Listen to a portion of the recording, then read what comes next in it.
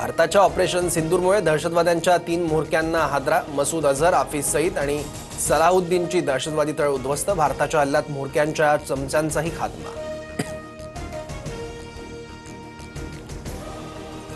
भारतानं बहावलपूरमध्ये केलेल्या हल्ल्यात मौलाना मसूद अझहरच्या कुटुंबातील 10 जणांचा मृत्यू. माझ्या कुटुंबाला जन्नत मिळाली. मीही मेलो असतो तर बरं झालं असतं.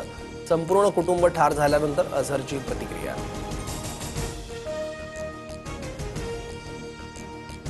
मसूद अझहर, हाफिज सईदच्या ठिकाणांवर भारताचे यशस्वी हल्ले. जैश ए मोहम्मदचे 100 दहशतवादी ठार. मुरिदकेतील लष्कर ए तोयबाच्या प्रशिक्षण केंद्रावर हवाई हल्ला. मुंबईवरील दहशतवादी हल्ल्यातील अजमल कसाबने याच ठिकाणी प्रशिक्षण घेतलं होतं. ऑपरेशन सिंदूर अंतर्गत दहशतवाद्यांच्या 9 ठिकाणांवर भारताचा एअर स्ट्राईक. हल्ल्यात पाकमधील एकाही सामान्य नागरिकाच्या मृत्यूची नोंद नाही. कुठल्याही लष्करी तळावर हल्ला केला नाही, भारतीय लष्कराची माहिती. पाकच्या पंतप्रधानांकडून दहशतवाद्यांचा शहीद असा उल्लेख. आम्ही शहीदांच्या रक्ताच्या प्रत्येक थेंबाचा बदला घेऊ. योग्य उत्तर कसं द्यायचं, पाकिस्तानला माहिती. शहबाज शरीफची दरपोक्ती.